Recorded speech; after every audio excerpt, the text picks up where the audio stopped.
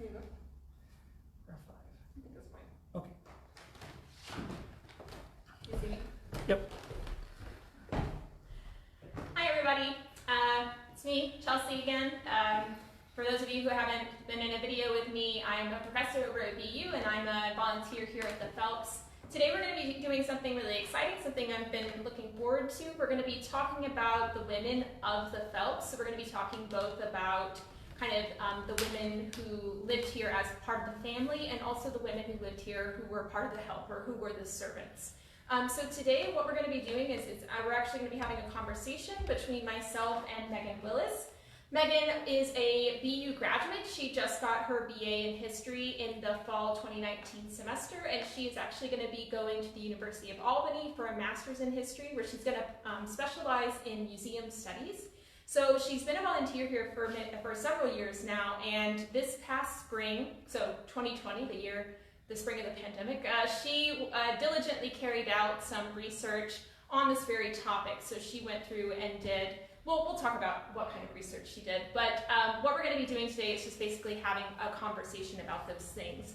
I do want to note that we are going to be staying socially distant as much as we can. It's hot in this mansion, so we're going to make sure that the person talking is kind of unmoored from the mask a little bit so you can hear us better and so we also don't pass out. But when it's Megan's turn to talk, I will remask and we'll keep obviously staying safe like that. So what we're going to start with is some basic background information. So Megan, if you could actually start us off by answering the question like how the house itself was constructed to have servants in it, right? So if we think before we even talk about who lived here, what they did, how does the house itself reflect the very presence of servants? So the infrastructure of the house was really designed to keep distinct barriers between the public sphere and the private sphere and where servants would be in the background. So the most prominent feature of that is going to be over here if we go around the corner. So we'll follow.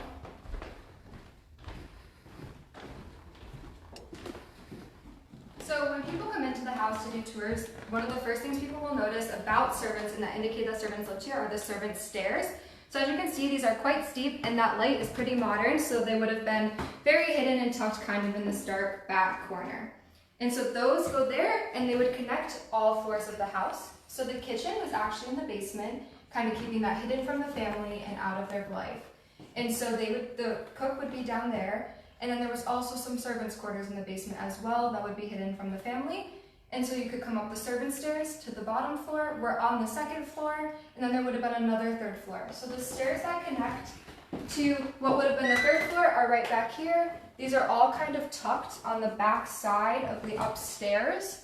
And so you wouldn't really see these as a guest if you were here. They would be nice and hidden. And another feature that'd be really hidden to help servants move through the house is going to be the dumbwaiter around the corner. And so it's quite dark. But if you can pull it out, there is a photo of what it would look like, and it's currently tucked in our basement. And so that would help the servants to get food and other bigger items up and down the stairs, because as we saw, the servant stairs are quite treacherous. So that tucks in there. And so the house was really built for servants from the ground up. And so in that basement, like I said, we had the kitchen and we had other servants' quarters. Then on the first floor, another thing that's really noticeable is the fact that our front doors don't even have doorknobs. And so the house was really designed to have servants here to let guests in. And once you were in, there is a reception room right to the right of the doorway. And that was a space that was specifically designed for servants to interact with guests and kind of filter them out before the family would meet with them. It's the Victorian era, so you would have a calling card, kind of like an appointment business card that would be sent, and then the servants would help coordinate that. If you was a rich family visiting, their servant would coordinate with the servants at the Phelps Mansion to organize that visit. And so then you also have in our back library downstairs a servant bell in the wall that would help them communicate throughout the house. And then once we're up here, again, the servant stairs and everything connect. But there's another way that servants could get around the house undetected on the second floor. And that's how all these rooms are connected. You can walk around in a massive square if you've been upstairs, you kind of can visualize it a little better. But this is one entryway that shows how the rooms are connected. Here. So to my right would be the mistress of the house's room, and then there would be the children's playroom and the children's bedrooms to my left. So it's not a coincidence that this door would be right next to the servants' stairs. The servants could sneak into the children's rooms at night for childcare, which would be one of their jobs, without having to disrupt either Sherman, who would be in the room on the far left past the children's bedrooms, or the mistress of the house. And so that's really how the infrastructure is designed. And lastly, on the third floor, which is now the attic, there would have been a billiards room, which would have been hosted for guests, so that's part of the public sphere, but there also were more servants' quarters up there as well that would have been tucked. Very good. So one of the other questions that I think is important, so if we figure out how the house was built, right, to have these servants around, the next question is, when the Phelps wanted to move in, who would they hire, right? Like what kind of men and women, well I guess today we're talking mostly about women, right? So if we were going to hire a female domestic servant, how old would she be? You know, what would be maybe her ethnic or racial background? Like what would they be looking for? Or what was the typical servant of the late 19th century? So that's actually one of the things I was really surprised about when I started doing research, because we have like this image of a normalized like young, poor white woman, potentially an immigrant working in the house. But at the Phelps Mansion, all of the servants were women except for Andrew Jackson, who was the driver. But many of the domestic servants were immigrants, some women of color, other impoverished women. There was a really diverse range besides socioeconomic status, which would tend to be in working class or poverty. And so the Phelps also employed women from the ages of 15 to 46. Some were immigrants, some were born right in New York, a lot of them were born in Pennsylvania. And some of the women were unmarried, some were married with children, so it was a really big variety. For the immigrants who were employed here, this is the wave of Irish immigration coming to the US, so a lot of them were Irish immigrants. And then as you move on, they do a more diverse immigrant population. So what, who would have actually been in control or in charge of the servants? So would that have been something that like Sherman did? Or would there have been somebody else who would typically kind of, you know, make sure that they're doing what they're told, you know, kind of make sure that they have tasks to do? Like who would actually be in control of the servants in the house? Who would hire them and would be in control? That would be the woman of the house's job, or also known as the mistress of the house. So Sarah Ireland was the mistress of the house from when it was built until about 1870s when Hattie would have taken over. Sarah Ireland was Sherman Phelps's niece, and so once Hattie married the eldest son, then she would take over. And so really, they would do that. Which room do you think, which room do we know? Was it this one? Yes, it's this one. This one? So moving here. So this would be the room for the woman of the house. The house was designed with Phelps's late wife in mind, not necessarily his niece moving in. So it isn't intentionally separate from the male master bedroom. In the Victorian era, you wouldn't sleep with your spouse even if you were married, and you'd live across the way. That's another importance of why the rooms connect, because the mistress of the house would be able to get to his bedroom without going into a public space. And so this would be where her room would be. And she's also right next to the children's rooms as well, so she has more direct access to them than Sherman Phelps would, because she would still be in charge of childcare with the servant. So I'll keep mine on. What kind of relationship do you think the female servants would have had with Sarah or with Hattie? Like, would they have been friends? Like, what do you think their relationship would have been like? There's a couple different camps on this among historians. So one is that the mistress of the house was expected to protect the purity and the morality of the private sphere. The home was like your safe haven, and it was really important that there was a lot of pressure on mistresses of the house to maintain the perfect house image, but also keep their staff in line and make sure their staff are maintaining the perfect house image. So in some cases, this could cause a more assertive, a lot of tension in the relationship with a servant, because there's a lot of pressure and the servant of the house could be really demanding. In other cases, the Victorian era is also a really big time of white upper class savior complexes in charity work and trying to do that. And so in some cases, some mistresses of the house would get a little too involved in their servants' personal lives and it kind of consider them more of a charity and help them along that way versus being a little more assertive. So Why would the mistress of the house view her servant as a potential source of charity? Does that question make sense? Yeah, like, could you explain that? Yeah, so there would have been a really strict hierarchy within the home, and also a really strict social hierarchy, because a lot of the servants here were either poor women or they were immigrant women, and we did have women of color and a formerly enslaved woman working here as well, and so there would have been that level of social hierarchy that where the upper class woman would view herself at the top and also be in control of the household, especially because this would be her sphere. So I just want to say to everybody who's watching, if you guys have any questions about any of what we're talking about, please let us know. We've got Joe filming us, and he will be able to kind of tell us the questions as we go on. So if you have any questions about what the servants were doing, or anything else about gender relations in the 19th century, or things like that, we'll be happy to elaborate on those topics. So the next question then, so we've talked about how the house was designed to have these servants in it, right? The expectation was that you would have this kind of hidden area of the house. We talked about who would hire the servants and kind of some of the expectations you might have. So now we want to talk about who actually worked here in the Phelps, right? So how many servants did we have during the Phelps' tenure? And this excludes the Truman family, which Joe talked about last week or the week before. This is just in the period from the 1871 to 1882 when the family was still here. So how many women worked in the house? What do we know about them? You know, what were their names? Anything like that you found out in your research? So this is really what I focused on, and it's really fun for me to get back into like the specific women and just not over thematic topics, because it really makes history a lot easier to visualize. And so I have a lot of information on this if anyone, again, has specific questions about the women. I know more than others based off just historical records and what we have. And so overall, between 1870 and 1880, based off census records that we had access to, there were 8 servants who worked at the mansion.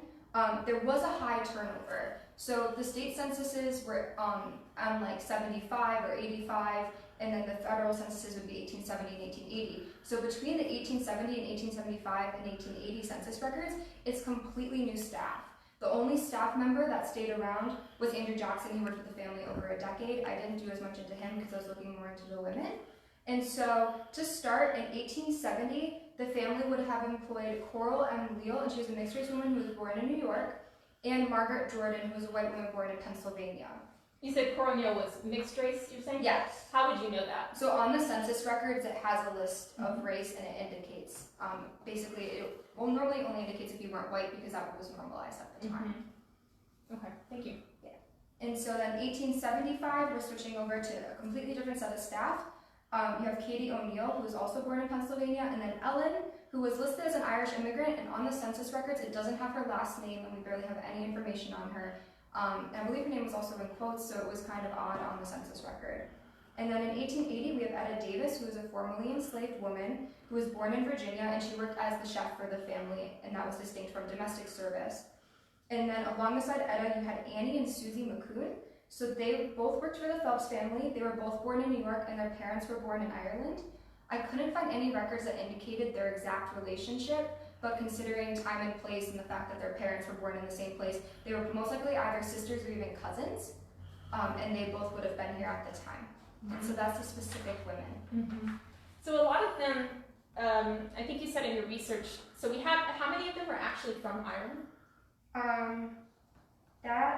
I believe there was one Okay. who's directly from, and then others were second generation. Okay, so that's an important point to make, because I know that a lot of people in the Binghamton area, we have a lot of, I'm from Atlanta, Georgia, but Binghamton has a lot of heritage from Pennsylvania, where a lot of people's family came in the 19th century, be it from Eastern Europe or Ireland or things like that, and they started off in the mines. There was a lot of Irish people who worked in the mines, especially in the 40s and 50s and 60s. If you ever heard of the Molly Maguires, there was a lot of violence in those mines too. But so I think that's really instructive and teaches us some important basic information, right, about how migration worked and internal migration worked in the wake of the Irish immigration that came in the 30s, 40s, 50s, right? So you have one woman who was directly from Ireland, and a number of them had family who first lived in Pennsylvania and that's where they migrated. They probably came in through New York City and then kind of went down, maybe worked in the mines there,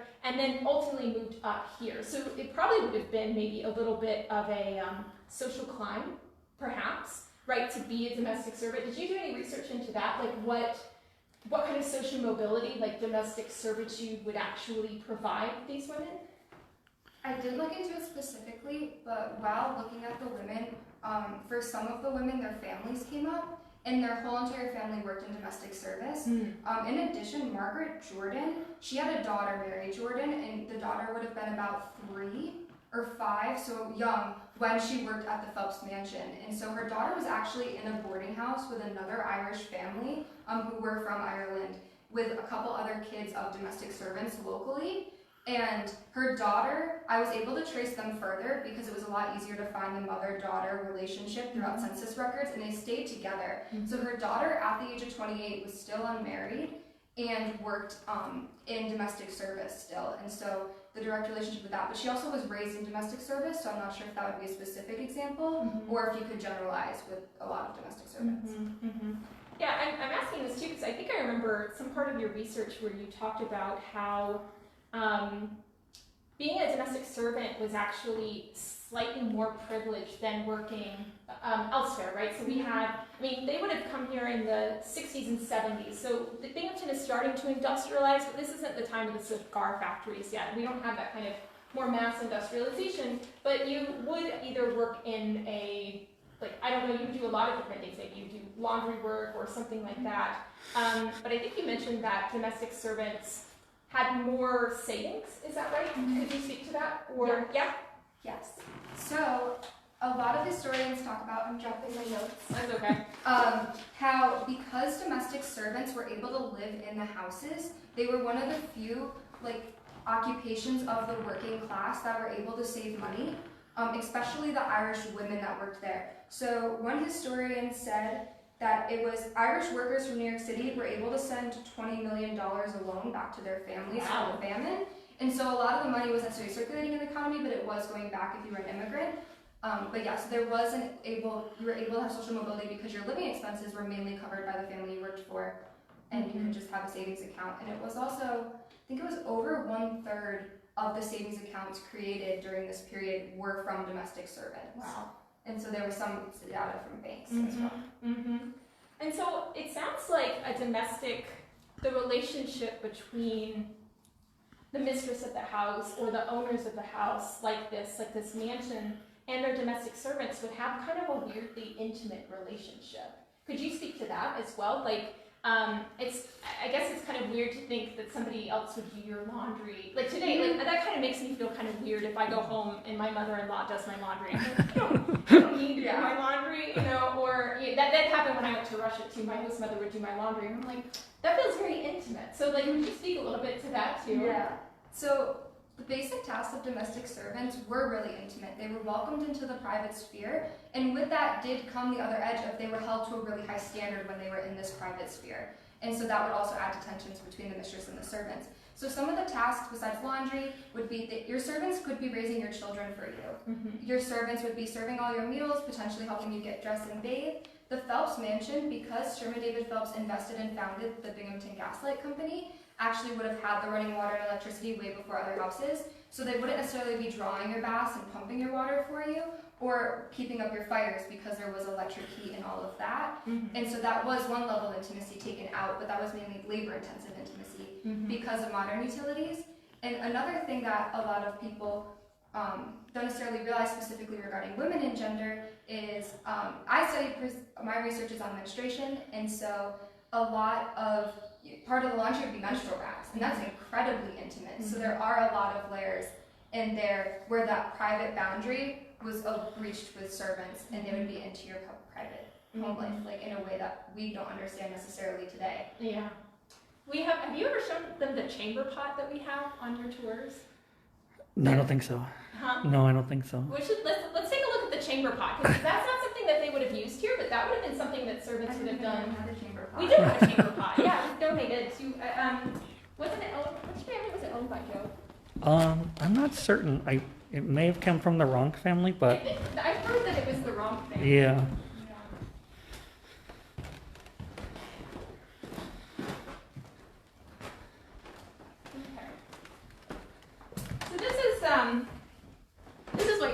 about, Megan, right? So we Yeah. had, behind us here is the master bathroom, right? That's been retrofitted.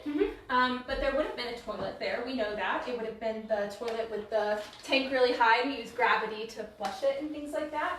But for other houses that didn't have the conveniences, so for example, if you were a rich family, maybe somewhere outside of Binghamton, this more kind of urban area with the more urban and developing infrastructure, you might have a chamber pot that the servants would slough out, right, every day. So this is something that we have that doesn't necessarily represent the lived reality of the servants who lived here, but maybe it represented the lived reality when they went out to do other domestic service work, right? Definitely. So if you've never seen this, this is our it's our chamber pot. I think this opens too. Yep. Yeah. So for everybody out there, I don't know if you guys have seen a chamber pot before, but you basically do your business as you would think in the pot. And you walk. This is actually pretty fancy stuff because, like, my family grew up in the rural South. Not that the rural upstate New York was probably any different, but you had an outhouse, you know. So like this, we think of this as very primitive, but the ability to like sit inside and go to the bathroom rather than have to like go outside where there are black widows and snakes and it's cold or it's hot, you know, that's kind of a unique thing too. I thought that would be an interesting detour, yeah? Yeah. Talk a little bit more about that. So is there anything else about the family? Let's move out of here so we have a little bit more breathing room. Is there anything else that you learned about these women that you feel like we haven't covered or that you would be interested in talking about too? We talked about a lot. Yeah? Yeah, there definitely is. It is really interesting because you are limited. I was only limited to what was digitized because of everything that's going on. And so I'm working really basic off basic census records and things like that, and then using secondary sources to kind of supplement and make the generalizations. And so if anything, I think the one thing we haven't really covered yet would be the purity culture of the Victorian era. And so this kind of crosses over with the mistress of the house, who would be considered what they called the angel of the house. And this was one of the things that was universal with the English Victorian era. But besides that, the Victorian era is very distinct in America. From the American. Yeah, from the American. So what you're saying is the angel of the house or the mistress of the house is a middle class or elite ideal that we shared with England, Britain, but we differed in a lot of other ways. Yes, some of the historians said that it really started in the U.S. and then started to filter over to the English. The angel in the house. Yes, which I thought was interesting because normally you think about cultural diffusion from England to America this early on. Did they think it started more towards the south, or was it like an urban middle class? It didn't distinctly say, but it talked about like some of the social movements and how the houses were structured. Okay. And so I thought that was interesting because it was kind of an after effect of Republican motherhood from the Revolution. And so I thought that was interesting. Tell them what Republican motherhood was. So Republican motherhood is this image that if you were raised in the Cold War generation sounds really, really familiar because it was kind of filtered over into there. But basically, as a woman, it was your patriotic civic duty to raise like new Americans who understood capitalism and democracy and freedom, and that was you were being political by being a mother and by being a proper woman and upholding like I guess I don't want to say American standards, but like a democratic capitalist standard. I would say capitalist not quite so much because we haven't developed a capitalist system quite yet, but what Megan is talking about, right, is the Republican motherhood that came out of the early American period. So when the United States, when the American colonies rebelled, right, they wanted to create a wholly new system, but also a system that kept them in power, but also they wanted to create a system that was different. And one of the ways that they did that was they imbued Americans with this new Republican ideal. So the Republican ideal, you were supposed to be moral, you were supposed to be dedicated to the civic community above all else. You were supposed to be independent, but also deferent. So you should not stand for being oppressed like you were by the British Empire. But if your pastor tells you to do something, or if your city governor or your state governor tells you to do something, you would say, okay, I defer to that kind of power. And so the question of the early republic was, how are we going to do this? How are we going to survive? It was a lot of anxiety. and that continued into the Victorian era in some ways. You always wanted to make sure that the United States would continue in perpetuity. So the idea was that the way that we survive is by raising good children. Children are the basic foundation of a society. That is something that early Republican Americans believed, and we're using Republican with a small r. This was a political ideology, not a political party. So it dated back all the way to Rome.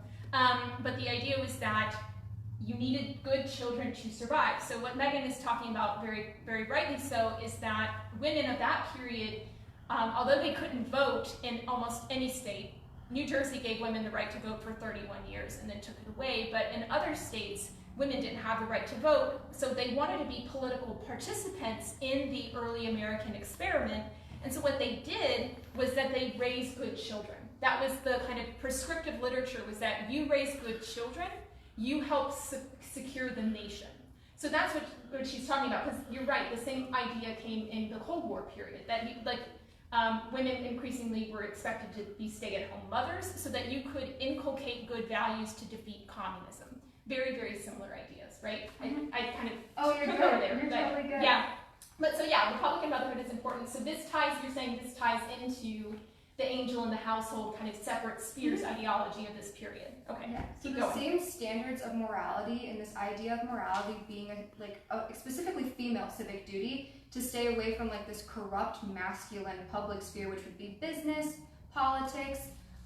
Women were in charge of protecting that morality in the private sphere, which would be in the home. So that's really reflected in a lot of the standards and practices, especially with domestic servants, because domestic servants would also be expected to uphold that morality within the household, and that would add a bit of pressure onto domestic servants, and also could be one of the reasons there was a lot of high staff turnover because of the tensions and the pressure. Also, Victorian era standards are a little bit different than what you necessarily think. So there's basic social etiquette, some corsets, which give or take would be enforced, but it could be something as small as if the doily's in the right place or if the cushions are in the right place, because this is an era of, they phrase it as like clutter would also equal your class, so like layers and layers of fabric, like 3 different types of curtains, fabric, wallpaper, knickknacks everywhere, and so the placement of all of that would still be on the domestic servants, and that would reflect the household's morality if that was wrong. And so that's something that's different that you wouldn't necessarily think of. It's not just cleanliness, but it also went into social etiquette. That's interesting. So in that way, like the woman of the house, like Sarah or a Hattie, would have been responsible for creating this moral environment for the boys, right, who lived here. But what you're saying is that they really didn't have as much control over it, because you had to make sure that the women you hired would make you look good in some ways, right? So that puts a lot of pressure. Another point, just very small, right, that I know that you mentioned, is that because a lot of our servants were from Ireland or they hailed from Irish families, they probably were Catholic, or there's a high probability that many of them were Catholic, which could have created tensions as well between our Protestant family, right? There were actually what were known as Bible wars in Philadelphia, I believe in the late 1830s, where there were riots because Catholic schools, children being educated at Catholic schools, created a lot of tension with Protestants who kind of wanted to have Protestant, schools, or schools that didn't have the kind of papal influence. So we don't know what kind of tensions that kind of religious difference might have also brought up in this community in the 1870s when the house was inhabited. Yeah. Was there anything else you wanted to add about that? No. Okay. That pretty much rounded out what I Okay. So one of the final things that I wanted to make sure that we talked about, you've been kind of hinting at it, or you've been kind of gesturing towards it, the kind of research that you did, basically, right? So tell us a little bit about how you actually went through and did your research, what it was like kind of being an intern at the Phelps this semester, and kind of what else what you would have wanted to do if the pandemic kind of hadn't stopped you in your tracks. Because I have to say again that Megan did a really great job and did a lot of great research for us when all she had was the internet, which maybe sounds like a lot, but when you're a historian, it's really important to be able to go places, grab books, go to the microfilm. It's really limiting. So let's hear a little bit about what she did. So I started the first week of February, and I was cut off about the second week of March. Mm-hmm. And so, and in that time I was still in really preliminary secondary sources. So I'm thankful I had the library for that. But then once I got into the individual women, I was really cut off from sources. So I think there's a lot I definitely would want to follow. A lot of my major questions after this were, after the 1880 census, we lose a lot of these women. So there could be public records and other census records in Binghamton that weren't digitized on Ancestry or newspapers, because I was working with limited sources and databases, and that could be, anytime I clicked trying to find grave sites or trying to find that, they were like, go in person to Binghamton Library. Mm-hmm. So there were a lot of questions that you could do more so in person, and also a lot of books that aren't digitized, and that would be in the library, which would be the exact narratives of Irish immigrants, the narratives of the Black women working here, because this is the Reconstruction era. There's still a lot of depth into that, and so their personal narratives would be really important. Online, a lot of the digitized stories of servants that we think of when we think of Victorian era were all in England. So it was really hard to find specifically American Victorian servant narratives, which the library would be helpful for in that sense. And so could you speak a little bit to the kind of unique problems of trying to research women of this time period, particularly so we've talked a lot about the Irish immigrants, but we did have Etta Davis, right, who was she was formerly enslaved, originally from Georgia, if I'm not mistaken. The census said Virginia. / American South, so it kind of seemed like they weren't sure. So Andrew Jackson was from Georgia, though. He was a freedman who came to work here. So tell them a little bit about the unique challenges of doing some women's history. Yeah, so on Etta Davis, we only have the one census record that she was on. I believe it was 1875. Because for women, in general, you could get married, you could change your name, you could go back to your maiden name, and if you were married, it was a civic death, or civil death? Civil death, and you would take your husband's name. And sometimes it feels like you're researching 4 different women and you're not quite sure if it's the same one. In some sources, I've had experiences where they'd list the woman by the maiden name, or her married name, or her husband's name, and so it's really a whole variety.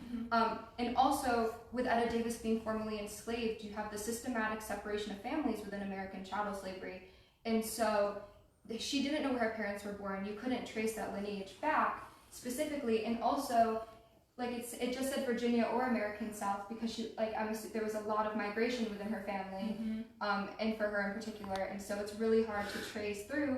And also, African American women weren't really documented as well on that, and it was kind of an afterthought on census records. And so, because of the normalization of whiteness. Yeah, and another, in addition to all these other problems, probably none of these women were literate, or it would have been.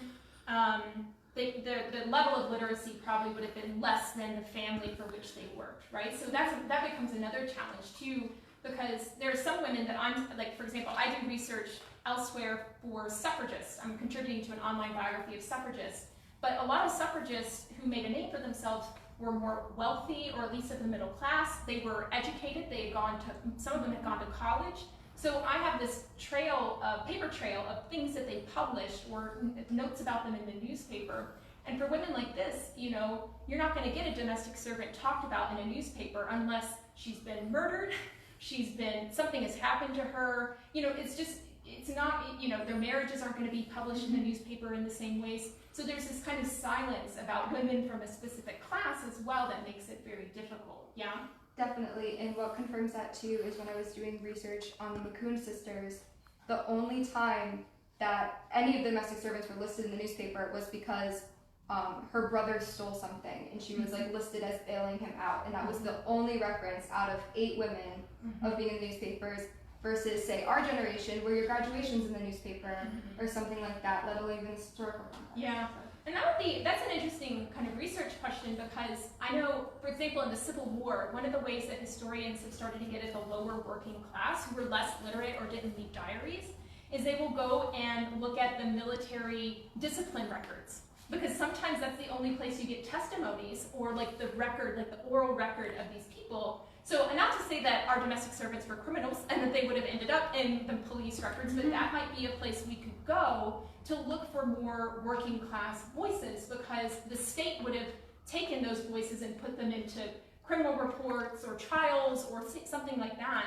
So that might be something, I don't even know if we have those in in the city of Binghamton, we would have to do more research, but that might be somewhere where we could at least get more working class voices to help interpret the history here. Yeah, in the McCoon document, it was a line of the McCoon family that was in Pennsylvania, so it wasn't even in Binghamton for the newspaper. It was in Wilkes-Barre, which would have been a bigger city. It looked like they had a lot of papers from Wilkes-Barre, so they had I don't know if their media or their newspaper was just more specific. But. Yeah, so I just wanted to, because I know for some people out there have been in Binghamton for a long time. I anticipate there might be some people alive today that might have been descendants of some of the people who lived and worked at this house.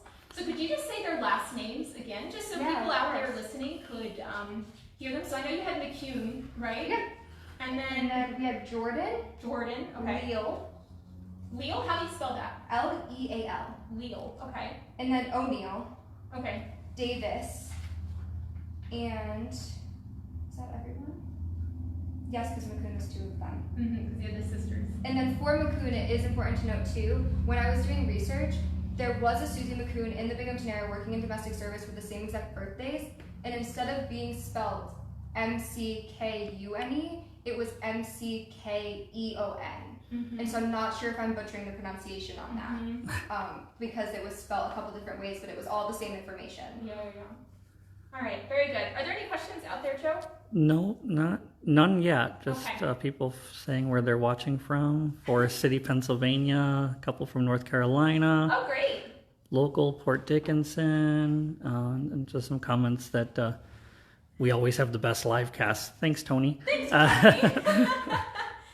So if anybody has any questions. Yeah, so if anybody has any questions, I know we have a little bit of a lag between when we'll ask for questions and when questions come, but I feel like we've covered a lot of things pretty thoroughly.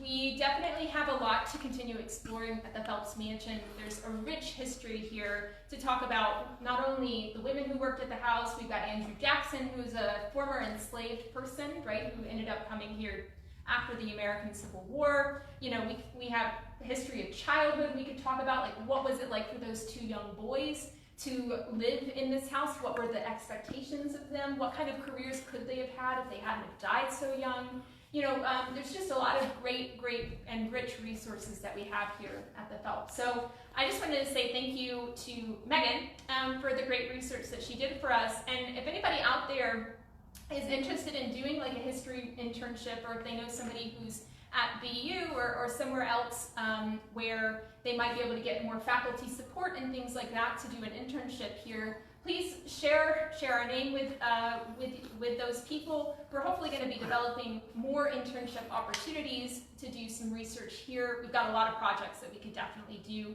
trying to make the best of the pandemic situation and get a lot of research done while nobody can come in. But if nobody has any questions, I think that's going to be it. Anything else, Joe? Nothing yet. Anything else you'd like to add, Megan? No, I think we covered it. Okay, so I'm going to clap for Megan. We're going to pretend that there are a bunch of people out there clapping for Megan. Thank you so much, Megan. It's a great conversation. Thank you so much for your research. And thank you guys for tuning in. It's quite a hot Saturday, so I'm sure you're happy to be inside. But thank you so much for joining us for another live stream on Facebook. We're going to be doing one next week about the history of the magic lantern. It's not going to be at 12 p.m. It's going to be a little bit later, but Joe and probably Mark Dickinson, they are going to be talking a little bit about the history of the magic lantern, which was a popular kind of form of entertainment. We actually have one here at the Phelps, or is it here? Yeah, we have one here at the Phelps. So we're going to be going through that and talking a little bit about the technology. As always, if you guys have any comments or questions, you can feel free to send us an email or hit us up on Facebook. And if you like this content, if you were kind of excited to learn a little bit about working class women, you can always go to our website, phelpsmansion.org, and give us a little bit of a donation to help us through this period. So other than that, I think we'll sign off. Thank you guys very much. We appreciate you. Bye. Wave to the people.